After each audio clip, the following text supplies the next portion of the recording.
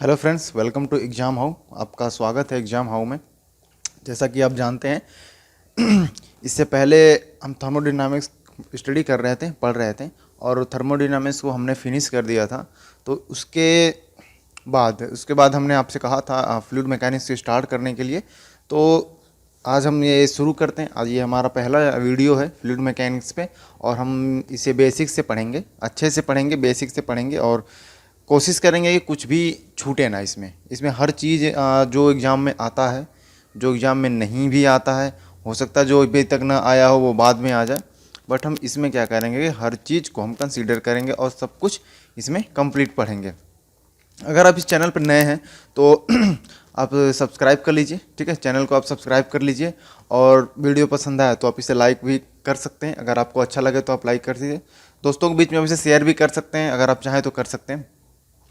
तो चलिए शुरू करते हैं। तो फर्स्ट चैप्टर है ये, आज का जो हमारा फर्स्ट चैप्टर है, तो ये इसमें हम सिर्फ पढ़ेंगे फ्लूइड प्रॉपर्टीज़ के बारे में पढ़ेंगे, ठीक है। फ्लूइड हमें प्रॉपर्टी के बारे में पढ़ेंगे इसमें। तो शुरू करते हैं। पहले तो छोटा मोटा जो डेफिनीशंस है उन्हें वहीं से हम स्टार्ट करते हैं।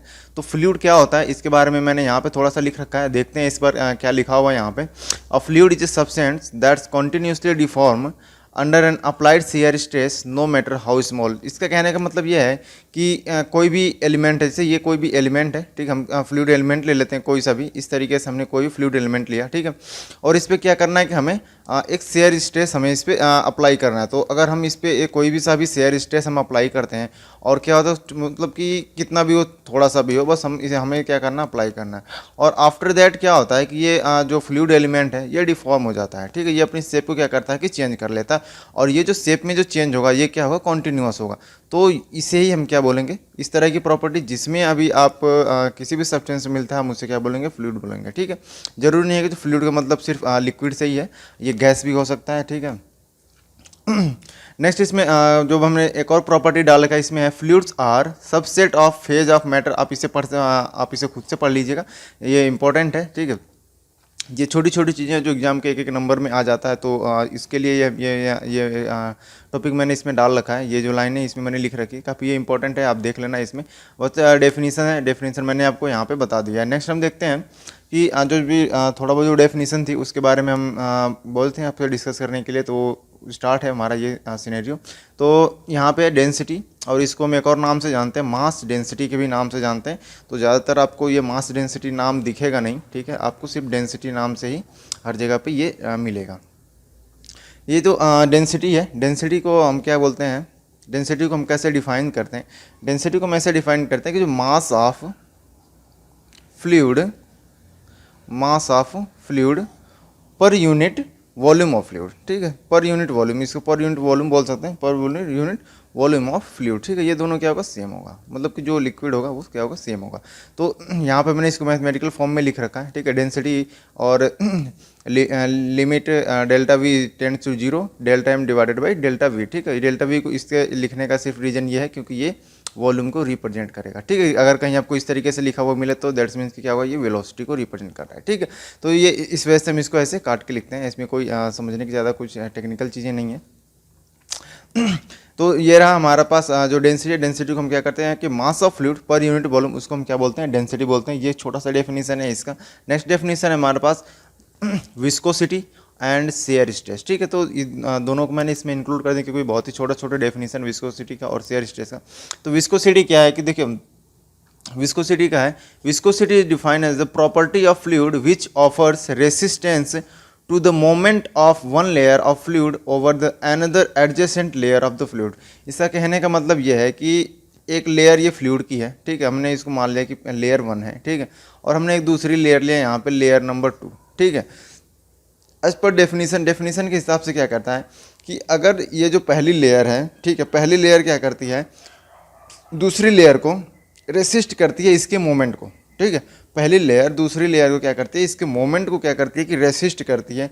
वो जो रेसिस्ट करने की जो प्रॉपर्टी होती है उसी को हम क्या बोलते हैं, इस फ्लूइड की विस्कोसिटी बोलते हैं। ठीक है, ये क्या है, एडजेसेंट लेयर की यहाँ पे बात कर रहा है, और ये क्या इसके बाद एडजेसेंट लेयर ये क्या है कि लेयर 2 है। ठीक है, तो यहाँ पे इसमें क्लियर ये कह दिया गया है, क्लियर इस डेफिनेशन में ये बोला गया जो भी एडजेसेंट फ्लूइड लेयर है उसको क्या कर रहा है कि ये मोमेंट को क्या कर रहा है कि उसको रेस्ट्रिक्ट कर रहा है। ठीक है, उसमें रेसिस्टेंस प्रोवाइड कर रहा है, जिसकी वजह से क्या हो रहा है कि प्रॉपर्टी जनरेट होती है, उसी प्रॉपर्टी को हम क्या कहते हैं, विस्कोसिटी कहते हैं। ठीक है, the viscosity together with relative velocity cause the force acting between the fluid layer is defined as the shear stress. ठीक है, कि अगर ये कोई हमने अगर ये कि हम ये फ्लूइड लेयर ले लिया, हमने इस तरीके से एक फ्लूइड लेयर ए ले लिया। ठीक है, इसको हमने 2 ले लिया, जैसे इसी को हम थोड़ा सा 3D में करके बना कर दिखाते हैं, और ये हमने ले लिया 1। ठीक है, ये 2 फ्लूइड लेयर है।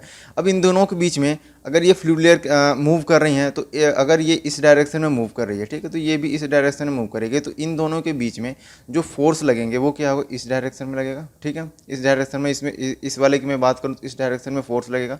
ठीक है, तो इस फोर्स की वजह से जो शियर स्ट्रेस जो स्ट्रेस जनरेट होगा इस एलिमेंट के एरिया पे, ठीक है, इस एरिया पे वो क्या होगा, उसी को हम क्या बोलेंगे, शियर स्ट्रेस बोलेंगे। ठीक है, और ये चीज़ वेल डिफाइन किया हुआ है न्यूटन्स लॉ ऑफ विस्कोसिटी में। ठीक है, न्यूटन्स लॉ को जो भी है तो उसमें इस चीज़ को अच्छे से दिखाया गया, तो जिसमें हम आपको बताएंगे थोड़ी देर में। ठीक है, तो जो टॉपिक आएगा तो हम उसके बारे में भी डिस्कस करेंगे। चलिए नेक्स्ट हमारे पास ये देखो, जैसा कि हमने आपसे बोला था वो आ गया न्यूटन्स लॉ ऑफ विस्कोसिटी। ठीक है, ये इसको बेसिकली हम किस नाम से जानते हैं, न्यूटन्स लॉ ऑफ विस्कोसिटी के नाम से जानते हैं।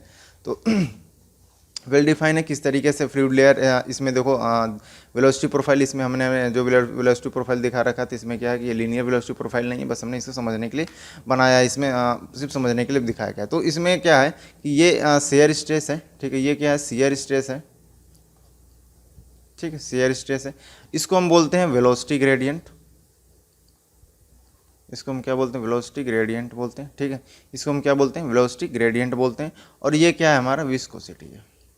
ठीक है, विस्कोसिटी है, ये क्या है, हमारा विस्कोसिटी है। ठीक है, ये क्या है, विस्कोसिटी है। तो del U divided by del Y, हम इसको बोलते हैं वेलोसिटी ग्रेडियंट। और वेलोसिटी ग्रेडियंट क्या है कि इस फिगर से अगर हम इसको समझें तो किसी भी पॉइंट पे, जैसे कि अगर हमने इस वेलोसिटी प्रोफाइल पे, ठीक है, ये इस वेलोसिटी प्रोफाइल पे हमने इस पॉइंट पे कंसीडर किया, वाई डायरेक्शन में हमने क्या ले लिया, वेलोसिटी ले लिया। ठीक,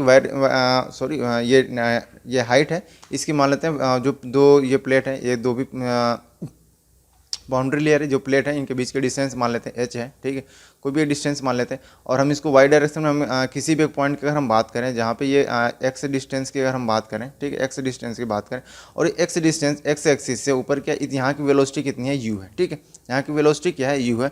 और अगर हम यहीं पे बात करें डेल्टा x डिस्टेंस पे, या फिर यहाँ पे dy दे रखा है, तो चलिए यहाँ पे y मान लेते हैं। ठीक है, इसको हमने y डैश ले लिया यहाँ तक।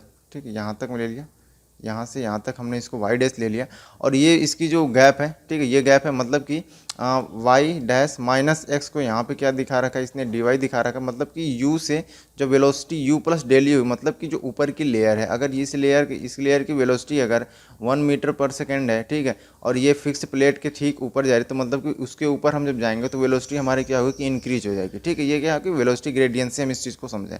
ठीक है, तो जैसे ही इसके एडजेसेंट लेयर के ऊपर हम बात करते हैं तो इसकी वेलोसिटी क्या हो जाएगी, इंक्रीज रहेगी, मतलब कि इसकी वेलोसिटी इस वाली लेयर से क्या होगी, ज़्यादा हो जाएगी।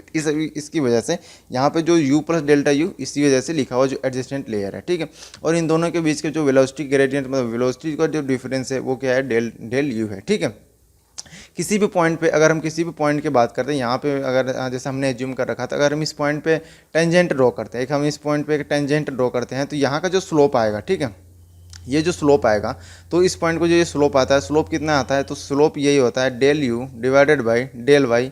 तो ये जो स्लोप होता है इसी को हम क्या बोलते हैं, वेलोसिटी ग्रेडियंट। इसी स्लोप को हम क्या बोलते हैं, वेलोसिटी ग्रेडियंट बोलते हैं। इसी स्लोप को ही हम क्या बोलते हैं, वेलोसिटी ग्रेडियंट बोलते हैं। ठीक है, इस स्लोप को हम वेलोसिटी ग्रेडियंट बोलते हैं।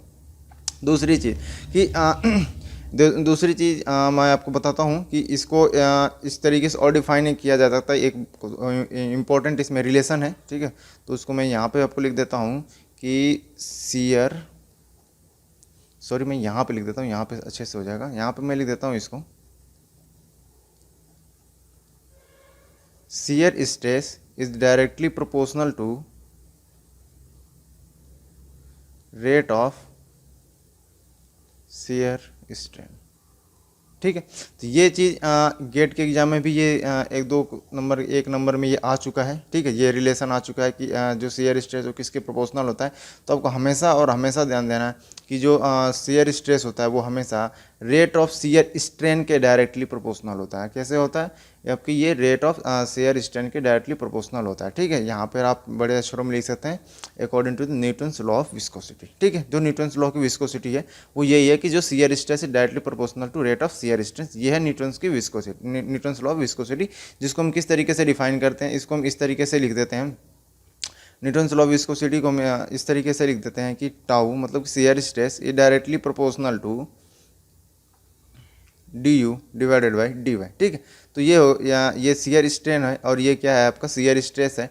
तो इसलिए यहाँ पे जो न्यूटन्स लॉ ऑफ विस्कोसिटी थी जो उन्होंने बताया था वो यही बताया था कि जो रेट ऑफ शेयर स्ट्रेस है वो क्या है, रेट ऑफ शेयर स्ट्रेस के बराबर होता है। और जो रेट ऑफ शेयर स्ट्रेन है वो आपका del U upon del Y आता है। ठीक है, ये del U upon del Y होता है। और जैसे ही हम प्रोपोर्शनल का साइन को हटाते हैं तो हम एक कॉन्स्टेंट को इसमें ऐड करेंगे और इस तरीके से हम लिखेंगे इसको कि shear stress equal to mu, और म्यू क्या है हमारा विस्कोसिटी है।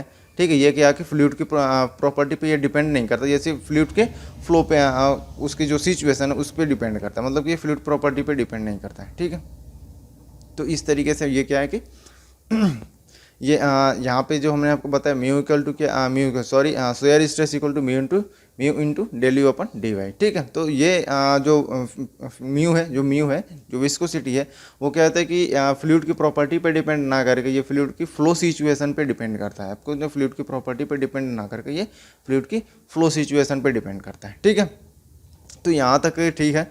और इसके आगे हम बढ़ते हैं, थोड़ा सा मैं इसको क्लियर कर लेता हूँ, उसके बाद से काइनेमेटिक विस्कोसिटी इसके पहले हम यहीं पे ठीक थोड़ा सा और बचा हुआ जिसको हम क्लियर करते हैं यहाँ पे।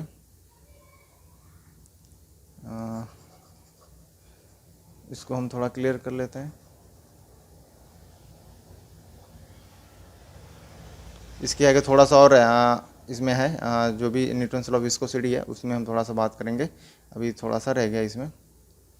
तो बात कर रहे थे हम न्यूटन्स लॉ ऑफ विस्कोसिटी की, जहाँ पे हमने ये प्रूफ किया था कि mu equal to del U upon D Y. ठीक है, तो ये क्या होती है हमारी न्यूटन्स लॉ ऑफ विस्कोसिटी है, मतलब ये वो उन फ्लूइड के बारे में जो फ्लूइड क्या करते हैं कि न्यूटन्स लॉ को फॉलो करते हैं, ये उनके लिए। ठीक, अगर जो न्यूटन्स लॉ को फॉलो ना करे उनके लिए क्या है, तो जो वो फ्लूइड जो न्यूटन्स लॉ को फॉलो नहीं करते हैं उसको उनके लिए जो एक इक्वेशन दिया था उसको साइंटिस्ट का नाम है ओस्टवाल्ड डिवॉली। ठीक है, जो मतलब कि उन्होंने इसको डिस्क्राइब किया था नॉन न्यूटोनियन फ्लो के लिए। तो जो इक्वेशन उसमें उन्होंने दिया था वो दिया था कि टाउ इक्वल टू एम क्या होता है कि आपका फ्लो बिहेवियर इंडेक्स है। ठीक है, एम क्या है, फ्लो बिहेवियर इंडेक्स है, del U divided by del Y की पावर एन। ठीक है, अब यहाँ पे मैं एक चीज़ बताता हूँ, एम क्या है, एम हमारा है फ्लो बिहेवियर, ये क्या है फ्लो बिहेवियर इंडेक्स, एम क्या है फ्लो बिहेवियर इंडेक्स, और एन क्या है, एन है आपका फ्लो कंसिस्टेंसी इंडेक्स। ठीक है, ये है हमारा कि फ्लो बिहेवियर इंडेक्स एम है और इसमें एन क्या है कि फ्लो कंसिस्टेंसी इंडेक्स है। ठीक है, तो ये नॉन न्यूटोनियन फ्लो के लिए। ठीक है, यहाँ पे हम लिख देते हैं नॉन न्यूटोनियन फ्लो के लिए, और यहाँ पे हमने ये क्या था, ये न्यूटोनियन फ्लो के लिए था, ये क्या था न्यूटोनियन। इसके लिए हम आगे भी हम इसमें और बात करेंगे न्यूटोनियन फ्लो और नॉन न्यूटोनियन फ्लो को जो भी डिस्क्रिप्शन है इसको हम और आगे और अच्छे से हम बात करेंगे। नेक्स्ट हमारे पास है काइनेमेटिक, यहाँ पे वेलोसिटी लिखा गया एक्चुअली बाय मिस्टेक, यहाँ पे विस्कोसिटी होना चाहिए। ठीक है, इसको सही कर लेते हैं, यहाँ पे वेलोसिटी ना होके यहाँ पे हम इसको विस्कोसिटी करते हैं। ठीक है, यहाँ पे वेलोसिटी ना होगा क्या हो जाएगा, यहाँ पे विस्कोसिटी होगा। ठीक है, इसको यहाँ भी कर लेते हैं विस्कोसिटी। ठीक है, तो ये क्या है, the kinematic viscosity define as the ratio of viscosity and density, it's unit metre. यहाँ पे ये जो है इसकी यूनिट है मीटर स्क्वायर पर सेकेंड है। ठीक है, अब इसको मैथमेटिकली हम किस तरीके से डिफाइन करेंगे और किस तरीके से नहीं करेंगे, मैं जो मैथमेटिकली इसको बता रहा हूँ आप उसको ठीक एज इट इज़ वैसे ही करेंगे इसको। ठीक है, तो इसको मैथमेटिकली डिफाइन करने के लिए मे भी इसको आप कुछ भी लिख सकते हैं, जैसे काइनेमेटिक विस्कोसिटी कई किताब में जो कुछ सम बुक्स हैं उसमें इस तरीके से लिखा रहता है। और इसको यहाँ पे जो भी रेशियो ये विस्कोसिटी एंड डेंसिटी। ठीक है, तो विस्कोसिटी हम इसको ऐसे लिख देते हैं और डेंसिटी को हम इसको इस तरीके से लिख देते हैं। तो ये हो जाता है हमारा काइनेमेटिक विस्कोसिटी, ठीक है, मैथमेटिकली इस तरीके से इसको रिप्रेजेंट किया जाता है। और जो इसका यूनिट होता है, वो होता है, यहाँ पे मैं फिर से इसको लिख देता हूँ, जो काइनेमेटिक विस्कोसिटी की यूनिट होती है मीटर स्क्वायर पर सेकेंड, ठीक है, मीटर स्क्वायर पर सेकेंड होता है। और 1 मीटर स्क्वायर पर सेकेंड इक्वल टू कितना होता है, यहाँ पे मैं और अच्छे से लिखता हूँ, मीटर स्क्वायर पर सेकेंड इक्वल टू होता है 10⁴ स्ट्रोक, ठीक है, क्या होता है 10⁴ स्ट्रोक। और हम इसको और सेंटी स्ट्रोक में चेंज करें तो हो जाएगा 10⁶ सेंटी स्ट्रोक, ठीक है। तो अब यूनिट में आपको क्या करना है कि ध्यान देना है कि मे भी एग्जाम में स्ट्रोक में दे दिया हो, ठीक है, तो सेंटी स्ट्रोक में दे दिया हो, तो हमें पहले इसको किस में कन्वर्ट करेंगे, एसआई यूनिट में कन्वर्ट करेंगे। उसके बाद से हम इसको क्या करेंगे, सॉल्व करेंगे। जैसा भी आपका क्वेश्चन का सिचुएशन होगा उसके अकॉर्डिंग हम इसको क्या करेंगे कि कन्वर्ट कर लेंगे। नेक्स्ट है हमारे पास वेट डेंसिटी, स्पेसिफिक वेट, ठीक है, वेट डेंसिटी और स्पेसिफिक वेट। तो अभी इससे पहले हमने पढ़ा था मास डेंसिटी, जिसको हम क्या कहते हैं, मास ही कहते हैं, एक्चुअली इसको मास ही बोलते हैं, डेंसिटी बोलते हैं, ठीक है। और यहाँ पे हमारे पास है वेट डेंसिटी और स्पेसिफिक वेट, ठीक है। मतलब वेट डेंसिटी को हम क्या इस एक नाम से और जानते हैं, जिसको हम बोलते हैं स्पेसिफिक वेट, ठीक है। जनरली आपको स्पेसिफिक वेट ही नाम ज़्यादातर मिलेगा, वेट डेंसिटी कम मिलेगा। तो वेट डेंसिटी क्या होती है, वेट डेंसिटी क्या होती है कि वेट डेंसिटी होती है आपका वेट ऑफ फ्लूइड, ठीक है। वेट डेंसिटी जो होती है weight of fluid per unit volume of fluid होता है, ठीक है। वेट डेंसिटी क्या होती है, इसको मैं यहाँ पे मैथमेटिकली इसको डिफाइन करता हूँ, यहाँ पे लिख देता हूँ मैं। जो स्पेसिफिक वेट होता है, स्पेसिफिक वेट या फिर वेट डेंसिटी होती है आपका वेट ऑफ फ्लूइड, ठीक है। मैं इसको शॉर्ट फॉर्म लेता हूँ, वेट ऑफ फ्लूइड, ठीक है, वेट ऑफ फ्लूइड और per unit volume of fluid, ठीक है। तो मतलब यहाँ पे नीचे हो जाएगा वॉल्यूम ऑफ फ्लूइड, ठीक है। तो ये है हमारा स्पेसिफिक वेट का ये मैथमेटिकली इसका डेफिनेशन है, मैथमेटिकल डेफिनेशन है स्पेसिफिक वेट का। और नेक्स्ट हमारे पास है स्पेसिफिक वॉल्यूम, ठीक है। नेक्स्ट हमारे पास है क्या, स्पेसिफिक वॉल्यूम, और इसको हम क्या बोलते हैं, ये बहुत ही इंपॉर्टेंट टर्म है, ठीक है। ये स्पेसिफिक वॉल्यूम जो है ये सॉरी इसको इससे नहीं डोनोट करते हैं। इस जो स्पेसिफिक वॉल्यूम है आपको कहीं कहीं पे ये डब्ल्यू से मिल जाएगा, कहीं से कहीं आपको एस से मिल जाएगा, बट कन्फ्यूजन ना हो तो हम इसको सिर्फ एस वी हम इसको लिखेंगे, जाके ये समझ में आए कि ये स्पेसिफिक वॉल्यूम हो, और स्पेसिफिक वेट को हम लिखेंगे एस डब्ल्यू। इस तरीके से हम इसको रिप्रेजेंट करेंगे ताकि कन्फ्यूजन ना हो, ठीक है। तो स्पेसिफिक वॉल्यूम की जो डेफिनेशन होती है वो होती है वॉल्यूम ऑफ फ्लूइड, ठीक है। क्या होती है, volume of fluid divided by, या फिर आप बोल सकते हैं per unit mass of fluid, ठीक है। तो हम यहाँ पर लिख देते हैं जो स्पेसिफिक वॉल्यूम है, ठीक है, स्पेसिफिक वॉल्यूम होता है आपका volume of fluid divided by mass of fluid, ठीक है। और आप इसको ध्यान से देखिए, अगर हम डेंसिटी का जो हमने देखा था, डेंसिटी की जो डेफिनेशन हमने देखी थी, ठीक है, डेंसिटी की डेफिनेशन हमने क्या देखी थी, mass of fluid divided by volume of fluid, ठीक है, mass of fluid divided by volume of fluid. और सेम डेफिनेशन यहाँ पे भी है, ठीक है, mass of fluid divided by अगर हम वॉल्यूम ऑफ फ्लूइड करें तो हम इसको लिख सकते हैं 1 डेंसिटी, ठीक है। हम इसको क्या लिख सकते हैं 1 डेंसिटी। और ये एक स्पेसिफिक वॉल्यूम बहुत ही इंपॉर्टेंट ये रिलेशन है, बहुत ही इंपॉर्टेंट रिलेशन है। तो इस चीज़ को हमेशा ध्यान में रखना, स्पेसिफिक वॉल्यूम इंपॉर्टेंट रिलेशन है, ठीक है। क्या रखना है ध्यान में, इंपॉर्टेंट रिलेशन है स्पेसिफिक वॉल्यूम, अब इसको हमेशा ध्यान में रखना है। नेक्स्ट हमारे पास है स्पेसिफिक ग्रेविटी, ठीक है, ये भी इंपॉर्टेंट है, इसको हम एस जी लिखते हैं ताकि कन्फ्यूजन ना हो। इस वजह से हम ये इस तरीके की टर्मिनोलॉजी को हम इसका इस्तेमाल करेंगे, ठीक है। स्पेसिफिक ग्रेविटी, स्पेसिफिक ग्रेविटी क्या है, स्पेसिफिक ग्रेविटी होती है डेंसिटी ऑफ जो भी लिक्विड की डेंसिटी होती है, ठीक है, जो लिक्विड की डेंसिटी होती है, और उसको हम क्या करते हैं कि जो डेंसिटी ऑफ वाटर से हम इसको डिवाइड करते हैं। मतलब कि जो हमारे पास अब इसको ऐसे कह सकते हैं, एक मिनट हम इसको पहले मैथमेटिकली लिख देते हैं। Specific gravity divide equal to हो जाएगा हमारे पास डेंसिटी ऑफ द लिक्विड, ठीक है, divided by density of water, density of water, ठीक है, इन केस ऑफ, इसी किसके लिए, इन केस ऑफ लिक्विड, ठीक है, इन केस ऑफ लिक्विड, ये सिर्फ लिक्विड के लिए है। अगर आप गैस का इस्तेमाल करते हैं, जैसे किसी गैस की हमें स्पेसिफिक ग्रेविटी कैलकुलेट करनी है, तो वहाँ पे क्या होता है, वेट अब यहाँ पे लिखेंगे डेंसिटी ऑफ गैस, ठीक है, और हम उसको डिवाइड करेंगे डेंसिटी ऑफ एयर, ठीक है। मतलब कि जो जो रिफरेंस वैल्यू हम लेंगे यहाँ पे वाटर की डेंसिटी ऑफ वाटर लेंगे, जो रिफरेंस हमारा होगा वो वाटर से होगा। और जब हम एयर की बात जब हम गैस की बात करेंगे तो वहाँ पर जो हमारा रिफरेंस होगा वो होगा हमारा एयर होगा, ठीक है। नेक्स्ट है इम्पोर्टेंट है बट टाइप्स ऑफ फ्लूइड में ये चीज़ का ये बहुत ही ज़्यादा मतलब कि आप इसको कह सकते हो कि मोस्ट इम्पॉर्टेंट, ये मोस्ट इम्पॉर्टेंट है। और इसमें क्या है कि इसमें मैं आपको ये बताऊंगा कि किस तरीके से जो भी हमने देखा था कंसिस्टेंसी इंडेक्स वगैरह कैसे कैसे हम इसमें डिफाइन करते हैं नॉन न्यूटोनियन फ्लूइड और न्यूटोनियन फ्लूइड को, ठीक है। तो न्यूटोनियन फ्लूइड के लिए हम देखते हैं जो हमने क्या पढ़ा था न्यूटोनियन फ्लूइड के लिए, ठीक है। हमने जो पढ़ा था न्यूटोनियन फ्लूइड के लिए जो हमने रिलेशन पढ़ा था वो tau equal to mu D U divided by D Y, ठीक है। ये हमने पढ़ा था किसके लिए, न्यूटोनियन फ्लूइड के लिए। बट अगर फ्लूइड नॉन न्यूटोनियन हो, नॉन न्यूटोनियन के लिए हमने क्या पढ़ा था, नॉन न्यूटोनियन फ्लूइड के लिए हमने क्या पढ़ा था, tau equal to M D U D Y, ठीक है।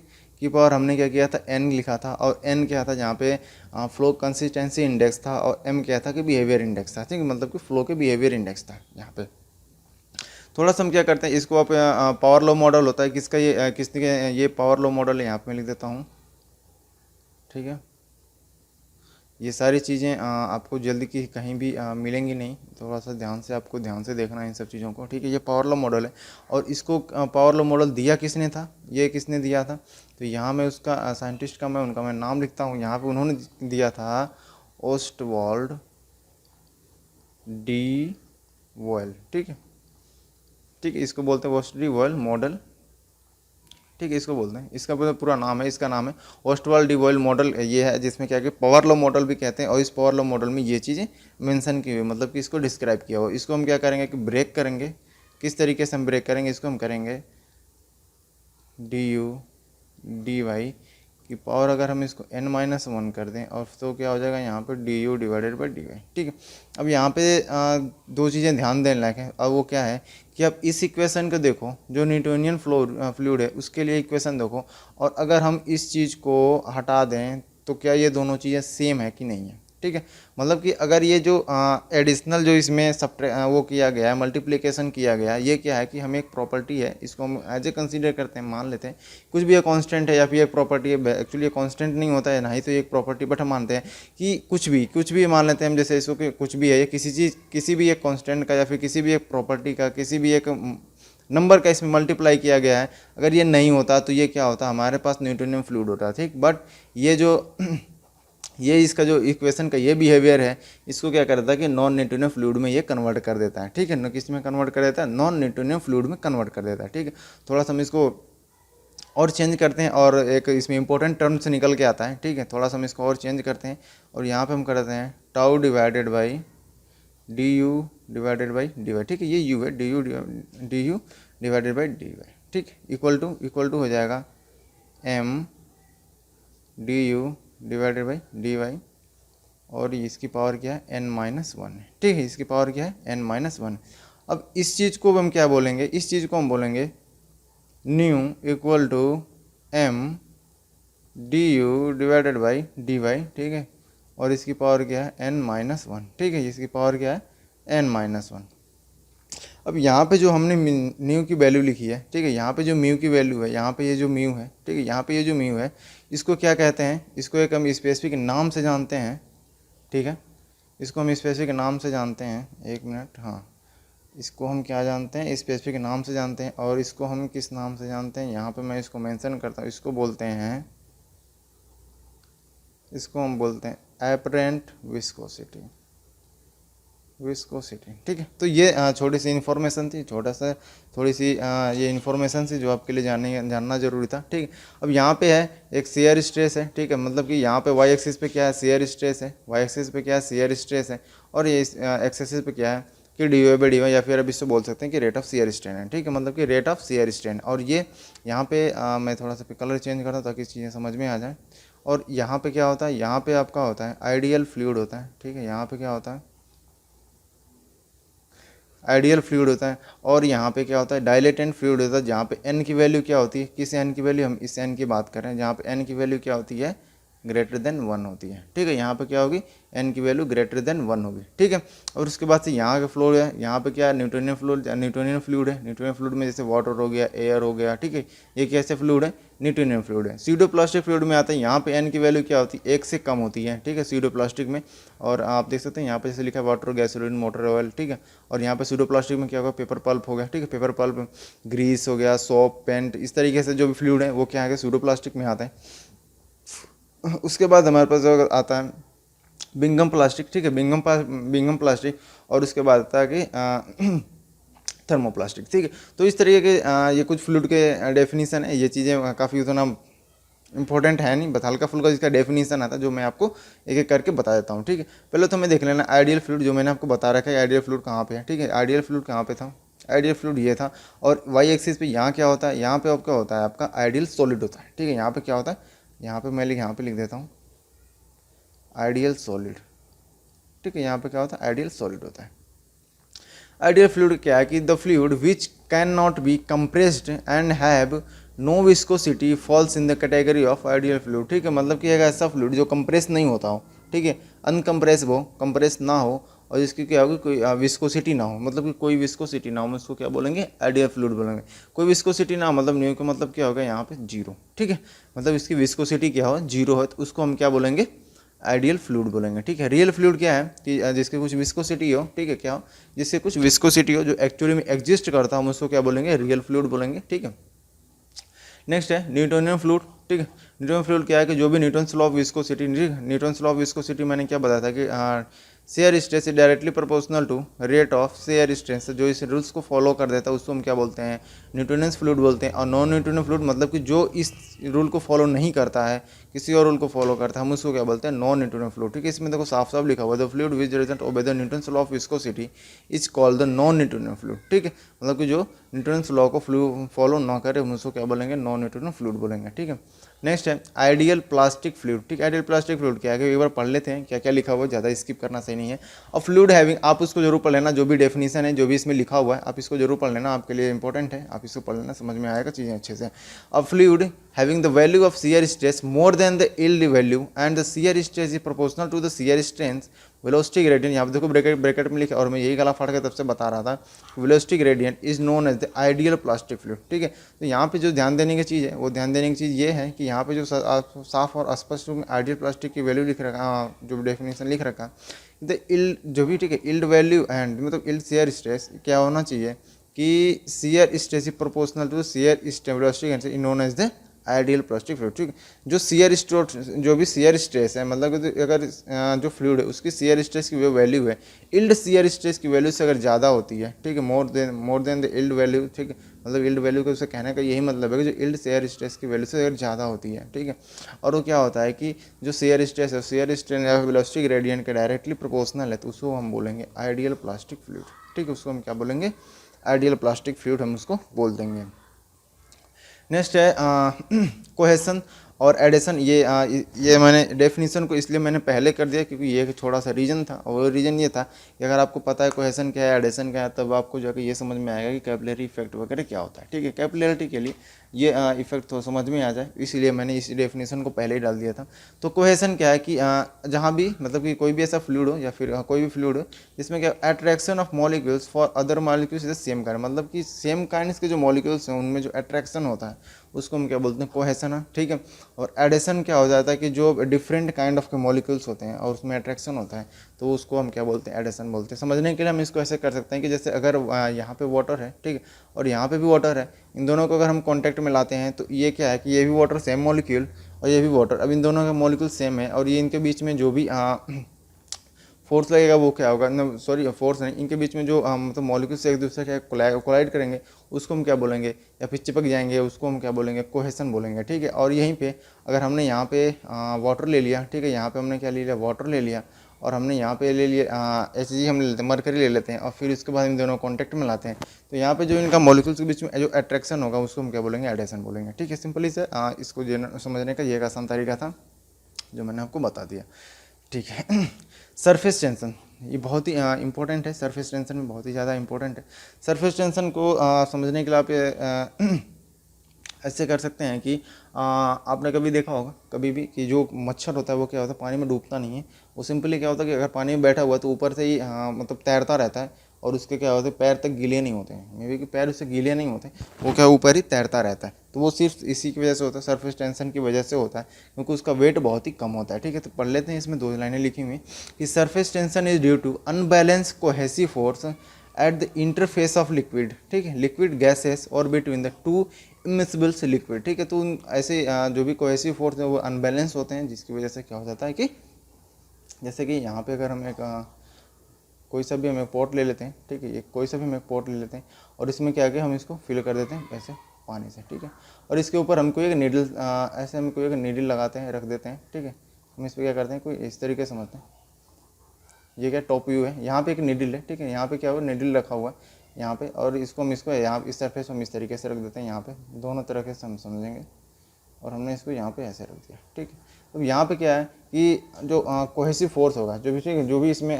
कोहेसिव फोर्स होगा, वो क्या होगा कि कुछ इसको इधर ऐसे खींचेगा। ठीक है, ऐसे खींचेगा अपने आप को। कोहेसिव फोर्स या एडेसिव फोर्स में बात नहीं कर रहा हूँ, कोहेसिव फोर्स है। ठीक है, ऐसे इस तरीके से खींचेगा, और यहाँ पे नीचे पे क्या है कि यहाँ भी इसको इस तरीके से खींचेगा। बट यहाँ पे क्या होता है कि ऊपर की साइड में फोर्स क्या होते हैं, अनबैलेंस हो जाते हैं, जिसको क्या होता है, जिसकी वजह से क्या होता है कि एक टेंशन जनरेट होता है, जिसको हम क्या बोलते हैं, सरफेस टेंशन बोलते हैं। ठीक है, इसको हम किस नाम जानते हैं, सरफेस टेंशन नाम से जानते हैं। चलिए ठीक, यहाँ पे कुछ इसमें फॉर्मूले हैं, और फॉर्मूले ये हैं कि surface tension of liquid droplet. ठीक है, लिक्विड ड्रॉपलेट की बात करें, मतलब कि अगर हम लिक्विड ड्रॉपलेट की बात करते हैं तो किस तरीके का इंटरफेस होता है, वो मैं आपको यहाँ पे बता देता हूँ किस तरीके से आता है। कि यहाँ पे ये कि लिक्विड ड्रॉपलेट है। ठीक है, अगर ये लिक्विड ड्रॉपलेट है तो मतलब कि इसके अंदर क्या होगा कि यहाँ पे लिक्विड होगा। ठीक है, यहाँ पे क्या होगा, लिक्विड होगा, और यहाँ पे क्या होगा कि गैस होगा। ठीक है, अगर ये ओपन एटमॉस्फेयर में। ठीक है, अब यहाँ पे हमें क्या देखना है कि 2 इंटरफेस है। पहला तो एक तो इस साइड में है। ठीक है, और एक यहाँ हमारा जो इंटरफेस है इस साइड में है। ठीक है, तो यहाँ पे क्या होगा कि 2 इंटरफेस बनता है। क्या होता है कि 2 इंटरफेस बनता है। ठीक है, चलिए ठीक।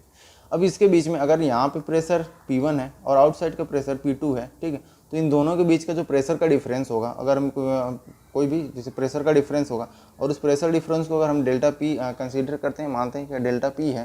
ठीक है, तो डेल्टा P है, तो ये जो प्रेशर का डिफरेंस होगा वो कितना होगा, तो वो जो प्रेशर डिफरेंस होगा वो होगा आपका सिग्मा 1/r। ठीक है, क्या होगा 1/r प्लस 1/r। क्यों, क्योंकि यहाँ पे 2 इंटरफेस है। ठीक है, यहाँ पे क्या है कि 2 इंटरफेस है, इस वजह से हमने इसको इससे लिखा है delta P equal to sigma 2 divided by r। ठीक, या फिर इसको कई जगह पे ऐसे भी लिख सकते हैं, ऊपर आप इसको क्या कर सकते हो कि 2 का मल्टीप्लाई कर सकते हो, यहाँ पे लिख सकते हैं 4/d। ठीक, तो ये सिंपल सा एक छोटा सा फॉर्मूला है, आप इसको इस तरीके से भी कर सकते हैं, इस तरीके से भी। ठीक है, मैंने इसमें रेडियस के फॉर्म में भी बता दिया, और हमने इसको डायमीटर के भी फॉर्म में मैंने बता दिया। ठीक है, कोई सा भी लिक्विड है, जैसे मैंने यहाँ आपको समझाया, अगर इसका रेडियस यहाँ पे इसमें दे रखा है। ठीक है, रेडियस क्या है इसका r है। ठीक है, और रेडियस r है, इसमें क्या 2 इंटरफेस है, 2 इंटरफेस है, जिसकी वजह से हमने क्या किया कि यहाँ पे r1 प्लस r2, मतलब यहाँ पे क्या है कि 2 रेडियस होगा, तो r1 प्लस r2 और दोनों रेडियस क्या होगा कि इक्वल होगा। ठीक है, बोथ रेडियस आर इक्वल। ठीक है, क्योंकि थिकनेस कंसिडरेबल नहीं है, तो जो दोनों रेडियस होगा वो क्या होगा, इक्वल होगा, जिसकी वजह से हमने इसको 1/r प्लस 1/r लिखा है। ठीक है, तो इस तरीके से। नेक्स्ट है हमारे पास surface tension on spherical bubble. ठीक है, बबल का मतलब क्या हो गया, ये इस तरीके से बबल है। ठीक है, ये, और इसके अंदर क्या गैस है, बबल के अंदर क्या है कि गैस है, और इसके बाहर भी गैस है। ठीक है, अब ये बस क्या है कि इसका जो सरफेस है ये लिक्विड का बना हुआ है, ये इसका बस क्या है कि सरफेस क्या है कि लिक्विड का बना हुआ है। ठीक है, इसका जो सरफेस है लिक्विड का बना हुआ है, मतलब कि बाहर भी एयर है और अंदर भी एयर है, या फिर गैस है, आप कुछ भी कंसीडर कर सकते हैं। ठीक है, अंदर का मान लेते हैं जो इनसाइड का प्रेशर है, इनसाइड प्रेशर हमने P ले लिया, और आउटसाइड को प्रेशर को हमने PO ले लिया। ठीक है, क्या है, इनसाइड प्रेशर को हमने क्या लिया, इनसाइड प्रेशर को हमने PI लिया, और आउटसाइड प्रेशर को हमने क्या लिया कि PO ले लेते हैं। ठीक है, और दोनों के जो प्रेशर का जो डिफरेंस होगा, ठीक है, दोनों के बीच का जो प्रेशर का डिफरेंस होगा, तो वो कितना हो जाएगा आपका डेल्टा P इक्वल टू हो जाएगा आपका 2 म्यू, कितना हो जाएगा 2 म्यू। ठीक है, वो कितना हो जाएगा 2 म्यू, सॉरी यहाँ पे मैंने 2 बार लिख दिया, 2 डिवाइडेड बाई, हम इसको क्या करेंगे r। ठीक, यहाँ पे 2 म्यू डिवाइडेड बाई, इसको हमने 2r कैसे लिखा, 2 डिवाइडेड बाई r में similar thing 1/r plus 1/r हमने कर दिया, यहाँ पे 2 डिवाइडेड बाई r आ गया, क्योंकि इसकी जो थिकनेस है, ये जो थिकनेस है ये क्या कंसिडरेबल नहीं है। ठीक है, हम इसको क्या थिकनेस हम कंसीडर नहीं करेंगे, और रेडियस हम क्या लेंगे, दोनों इंटरफेस के जो रेडियस हम लेंगे उसको सिमिलर लेंगे, r1 r2 दोनों को हम क्या लेंगे, इक्वल लेंगे। ठीक है, तो जो प्रेशर का डिफरेंस होगा, प्रेशर का डिफरेंस कितना होगा आपका PI माइनस PO। ठीक है। तो ये प्रेशर का डिफरेंस होगा और इसको इस तरीके से आप लिख सकते हो 4 सिग्मा डिवाइडेड बाई आर। ठीक है, तो ये हो जाए जनरल सा इक्वेशन है। ये काफ़ी एग्जाम में पूछे जाते हैं, तो इस पर अब तो थोड़ा सा क्या करना है कि ध्यान देना, ये चीज़ें थोड़ी सी इंपॉर्टेंट है। नेक्स्ट एक छोटा सा ये क्वेश्चन है, और क्वेश्चन क्या है, एक बार मैं इस क्वेश्चन को पढ़ देता हूँ। ठीक है, आपको करना है, करने के बाद से अगर आप एबल हो तो आप आंसर क्या करोगे कि हाँ कमेंट बॉक्स में आप इसमें कमेंट कर देना, मैं इसका आंसर आपको बाद में बताऊँगा। ठीक है, तो ये क्वेश्चन है, अ वाटर बग मतलब is suspended on the surface of pond by the surface tension water does not wet the lake. ठीक, मैंने आपको पता बताया कि इसका जो ये क्या है कि एक तालाब है, तालाब पे क्या होगा, ये बग है, बग क्या वो बैठा हुआ है, बट इसका जो पैर है क्या है कि वो वेट नहीं हो रहा है। ठीक है, पैर क्या है इसका वेट नहीं हो रहा है। ठीक है, और ये क्या है कि इसके 6 लेग्स हैं, यहाँ पे लिखा है the bug has the 6 legs and each legs is in contact with the water over the length of 5 mm। ठीक है, ये जो कॉन्टैक्ट में जो है इसके वाटर कॉन्टैक्ट में ये कितने 5 mm इसकी लेंथ दी हुई। तो ये पूछ कह रहा है what is the maximum mass of the bug if it is avoid to sinking. आपको ये मास बताना है, इस बग का मास कितना होगा कि ये क्या हो डूबे ना। ठीक है, इसको क्या है कि डूबना नहीं है। चलिए ठीक है, यहाँ तक तो चीज़ें क्लियर। अगर आप इसको कर सको तो आप करना, और करने के बाद सब इसे कमेंट करना। ठीक है, इसको देखा जाएगा। कैपिलरी इफेक्ट में क्या है कि अब कोई सा भी एक आप पतली सी अब एक पाइप लो। ठीक है, बहुत ही पतली सी आप एक पाइप लो, और इस पतली से पाइप को क्या करो कि आप वाटर में उसको सिंक करो। ठीक है, मतलब खड़े खड़े इसको क्या करो कि वर्टिकली आप इसको क्या करो कि वाटर में ऐसे मतलब कि उसमें डाल दो, पानी में डाल दो। तो फिर आप देखोगे कि उसमें क्या होगा, वाटर क्या होगा कि ऊपर उठने लगता है। ठीक, उसमें क्या होता है, वाटर ऊपर उठने लगता है, धीरे धीरे वो क्या होगा कि ऊपर उठेगा और एक मैक्सिमम हाइट तक वो पहुँच जाता है। उसी को हम क्या बोलते हैं, जो इसी इफेक्ट को हम क्या बोलते हैं, कैपिलरी इफेक्ट बोलते हैं। ठीक है, तो इसमें देख लेते हैं क्या इसमें दिया हुआ है, the angle and the tangent of to the liquid surface make with the solid surface at the point of contact. ठीक है, मतलब कि यहाँ पे क्या होगा कि जो एंगल बन रहा है इसके बारे में ये कुछ कह रहा है, और ये अगर वेट सरफेस है, ठीक है, अगर सरफेस वेट है तो जो एंगल होगा इस फाई की ये बात कर रहा है, अगर ये क्या होगा लेस देन 90 डिग्री होगा, मतलब यहाँ पे वेटिंग फ्लूइड के लिए, और यहाँ पे क्या है नॉन वेटिंग फ्लूइड। मैंने सीधे यहाँ पे आपको इधर उधर की बातें ना करके मैंने सीधे पॉइंट ही डाल दिया यहाँ पे।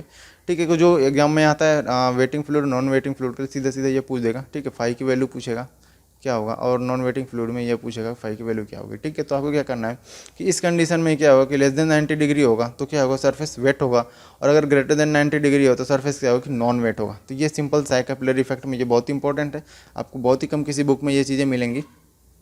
ठीक है, तो सिमिलर कुछ और है इसमें, यह है कि द फिनोमेना क्यों होता है कि capillary effect can be explain microscopically by considering the cohesive force and adhesive force. ये कहने का मतलब ये है कि जो कैपिलरी इफेक्ट होता है वो आपके कोहेसिव फोर्स और एडेसिव फोर्स दोनों की वजह से होता है। ठीक है, तो इस जनरल से एक फॉर्मूला है जो हम इसको देख लेते हैं कि ये किसी तरह का एक बर्तन ले लेते हैं हम, और इसमें क्या है कि हमने एक पाइप डाल दिया। ठीक है, और इसमें क्या है फ्लूइड है, हमने कोई सा फ्लूइड डाल दिया। ठीक है, ये हमने क्या हमने वाटर डाला है, एक्चुअली क्या हमने इसको वाटर इसमें डाला है, और ये हाइट क्या हो जाती है यहाँ तक, इसको हाइट तक है। ठीक है, ये हाइट है यहाँ तक है, और ये किस तरीके से होगा, ये इस तरीके से होगा। ठीक है, ये इस तरीके से होगा, इस तरीके से होगा, और इस यहाँ से और इसके जो फ्री सरफेस है इसके बीच की हाइट हम ले लेते हैं क्या, एच ले लेते हैं, और ये जो एंगल है, ठीक है, ये एंगल है, हम इस एंगल को थीटा ले लेते हैं। ठीक है, कंसीडर करते हैं थीटा क्या है, इस थीटा को हम क्या बोलते हैं, ये बोलते हैं हम इसको कॉन्टैक्ट एंगल बोलते हैं। ठीक है, इसको हम क्या बोलते हैं कॉन्टैक्ट एंगल, थीटा को हम क्या बोलते हैं कॉन्टैक्ट एंगल बोलते हैं। और ये हम लेते हैं यहाँ पे जो भी ग्लास है उस पर क्या है कि टेंशन क्या है, टेंशन टी है। ठीक है, अब कैपिलरी राइज कब होगा और कैपिलरी फॉल कब होता है, देखो कैपिलरी राइज के लिए क्या होता है कि जो एडेशन होता है, ठीक है, वो क्या होगा कि कोहेशन से ज़्यादा होगा। तो पहला कंडीशन क्या है, कैपिलरी राइज होगा। ठीक है, तो क्या होगा कैपिलरी राइज होगा। और दूसरी कंडीशन है कैपिलरी फॉल कब होता है। ठीक है, दूसरी कंडीशन क्या है, कैपिलरी फॉल कब होगा, कैपिलरी फॉल कब, जब कोहेशन एडेशन से ज़्यादा हो। ठीक है, यहाँ पे मैंने कुछ एक मिनट कोहेशन नहीं, यहाँ पे क्या होगा कोहेशन, यहाँ पे हमने क्या लिखा है adhesion is greater than cohesion. Okay सही है, यहाँ पे क्या होगा cohesion is greater than adhesion. ठीक है, यहाँ पे क्या होगा cohesion is greater than adhesion. तो सिंपल सा यहाँ पे क्या कैपिलरी फॉल होगा। और जो एच का जो एच की वैल्यू आती है, ठीक है, सिंपल से हम इसको थोड़ा सा प्रूफ करते हैं। प्रूफ कैसे करेंगे कि हम इस जो भी ये पाइप है हम इसका डायमीटर ले लेते हैं, ठीक है, इसके हम डायमीटर को डी ले लेते हैं, इस डायमीटर को क्या लेते हैं, डी लेते हैं। और यहाँ पे टेंशन क्या है, दोनों साइड में टेंशन क्या है कि टी है, दोनों साइड में टेंशन टी है। तो टेंशन टी, और हम इसको क्या करेंगे, अगर यहाँ पे थीटा है तो हम क्या करेंगे, दोनों को ब्रेक करेंगे यहाँ पे इस तरीके से, ठीक है, वर्टिकल डायरेक्शन में इसको ब्रेक करेंगे। तो टी इक्वल टू हमारे पास जो मिलेगा वो होगा पाई डी और सिग्मा, ठीक है, पाई डी सिग्मा। सिग्मा क्या, ये सरफेस टेंशन में, ठीक है, जो सरफेस टेंशन है, और उसके हम सरफेस टेंशन को, और टी इक्वल टू क्या होगा, पाई डी सिग्मा हो जाएगा। और टी इक्वल टू कितना हो जाएगा, pi D sigma cos theta, ठीक है। अगर हम इसको वो क्या करेंगे कि वर्टिकली अगर हम इसको ब्रेक करेंगे तो कॉस थीटा इक्वल टू हो जाएगा pi D square divided by 4 H rho G, ठीक है। इस तरीके से हम इसको प्रूफ कर सकते हैं। और यहाँ पे क्या, पाई डी से हमने पाई डी कैंसिल कर दिया, ठीक, और यहाँ पे एच आ जाएगा 4 cos theta divided by rho G, और यहाँ पे एक डी रह जाएगा, ठीक है। तो इस तरीके से हम इसको ये प्रूफ कर सकते हैं। ये हो गया हमारा कैपिलरी राइज, जो भी कैपिलरी हाइट होती है, कितना वो हाइट हो या फिर फॉल हो, राइज हो या फॉल हो, इन दोनों केस में क्या होगा, इसी फॉर्मूला का इस्तेमाल किया जाए, बट थीटा की वैल्यू क्या हो जाए, डिफरेंट हो जाती है, ठीक है। जो एग्जाम में पूछता है वो पूछता है कि यहाँ पे S is directly proportional to 1/d, मतलब कि डायमीटर जितना कम होगा हाइट की वैल्यू कितनी होगी, हाइट उतनी ज़्यादा होगी। ये क्या होती है, एक वैल्यू तक होती है, मतलब एक डिफाइंड वैल्यू तक होती है। आपको ये चीज़ ध्यान रखना, H is inversely proportional to D, 1/d, ठीक है। तो ये चीज़ थोड़ी सी इंपॉर्टेंट है, आपको इसे ध्यान में रखना है। नेक्स्ट आज के लिए बस इतना ही रहने देते हैं, और नेक्स्ट टाइम हम देखेंगे चैप्टर 2 में हमें क्या क्या देखना है। चैप्टर 2 में सबसे पहले हम देखेंगे प्रेशर ऑफ लिक्विड, ठीक है, प्रेशर ऑफ लिक्विड हम देखेंगे कि कोई प्रेशर क्या होता है, किसी लिक्विड के द्वारा अगर हम प्रेशर को डिफाइन करें तो हम कैसे कर सकते हैं, पहला तो वो देखेंगे। प्रेशर हेड क्या होता है वो देखेंगे, फिर पास्कल्स लॉ देखेंगे, और फिर प्रेशर के बारे में, मतलब कि absolute pressure, gauge pressure, atmospheric pressure, ये सारे। और उसके बाद हम प्रेशर को मेजरमेंट कैसे, मतलब कि जो भी मैनोमीटर है और वेंचुरीमीटर है, सारे इसमें हम कुछ नहीं छोड़ेंगे, सारा का सारा हम कंप्लीट करेंगे। बस आप इस तरीके से बने रहिए हमारे साथ, देखते रहिए वीडियो। और मे भी जो आने वाला वीडियो होगा, जो चैप्टर 2 का होगा, ये काफ़ी बेहतर होगा, काफ़ी मैं इसको और अच्छे से बनाने की कोशिश करूँगा कि ये इस वाले से, जो हमारा ये पहला वीडियो था, इससे भी बेटर होगा। तो इस वीडियो को देखने के लिए बहुत बहुत धन्यवाद आप लोगों का। और जाने से पहले एक बार इसको लाइक, शेयर और सब्सक्राइब जरूर कर दीजिएगा, और अपने फ्रेंड्स के साथ इसको आप शेयर भी कर सकते हैं।